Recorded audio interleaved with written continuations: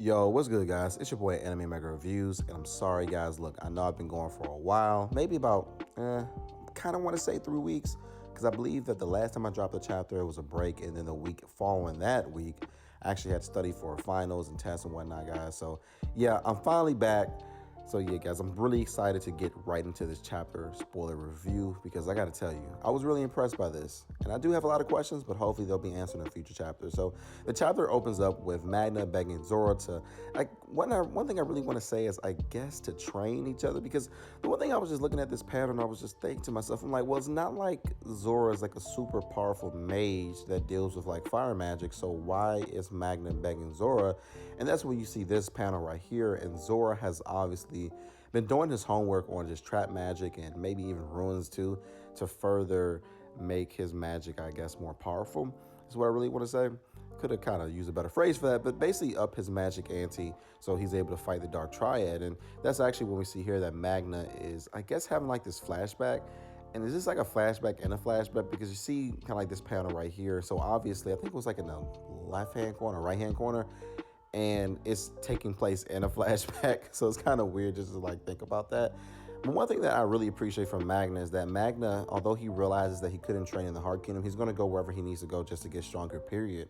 And that's just what you have to do. And so right here, Zora, he's holding up this 7 right here. So it looks like a 7, but it's probably obviously like ruin magic or something like that.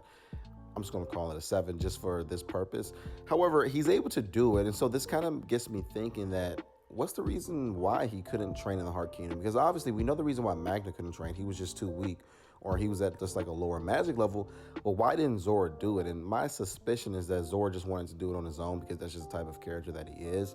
And in this panel right here, we actually see Zora and Magna training just like profusely. Like they are training to the max to get these spells right. Well, really, we have Zora training Magna. We see that Magna, he has a little bit of trouble. He's on his knees in that panel a little bit there too. But also we see that he's working on the beginnings of his soul chain magic spell, which is very important. And one thing that I believe some people have said is that literally Magna is like Asta if Asta had magic, because Magna has a very low mana level. So he has to use everything that he has. And so it goes back to what we're talking about in this chapter, and I really want to call it like a boxing match, because it's good that he took the time out just to explain that magic spell and how it works and how it's able to affect Dante. And let me just say this, Dante has just been taking so many L's, like seriously.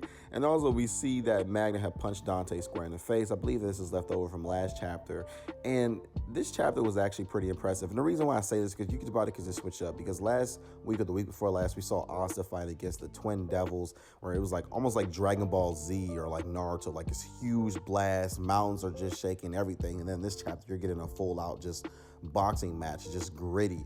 I forgot that boxing anime that I watched like a while ago, but it just reminds me of that. Like it's just so, it's basic, but at the same time it's not basic, because Yukitsubara is able to show like, man, almost like you can just feel the punches. And that's when we see, look, Dante, he's not no slouch either. We remember when he threw them hands at Asta, so obviously he's going to throw them hands at Magna too, because Dante sort of just likes that type of stuff anyway. Maybe he likes it more than using like gravity magic or other types of magic spells that'll be just so powerful. Like he likes punching people. And that is also where we see, of course, Dante's other magic ability, which is simply to heal from any type of wound. Like this man can heal from getting his head chopped off. He's pretty impressive, although he is taking some L's, and that's when he's giving Magna them hands. And again, guys, while this spell is going on, Dante's magic is cut to about 50%. So I believe that right here he's like 50%. I think that that's based off of Magna's mana level as well. So it's the 50% comparison to Magna. So it's kind of weird with this soul chain spell, because I'm trying to figure out how it works, but hopefully it is explained upon more in future chapters. And that's when we see, look, Magna, he ain't no slouch. He's throwing them hands. He's just getting in there. It's downright gritty, and I just love to see it. Like he's dodging Dante's punches. My only concern with this whole entire fight with our boy Magna is how long is he able to keep this up? Because we know that Magna, although this is a super impressive spell, he can't keep this up for much longer. One thing is obviously because of Dante's healing spell, but also because Magna has a lower mana level. So the amount of time that he's able to use this spell is going to be kind of like suspect just to begin with. Now, obviously, he's trained for that all of those years, not years, oh my gosh, all those months that he was training with Zora. So obviously his mana level has went up tremendously, but compared to other characters like Noelle, and Royals, and even necessarily like Asta, as far as him being able to stay in his Devil Union mode for 5 minutes, even though it seems like a century, that's something that needs to be trained for like years. And sometimes either you have it or you don't have it. Magna has certainly trained to a very high capacity, but he's never going to have the same mana level as or Noelle. It's just not going to happen.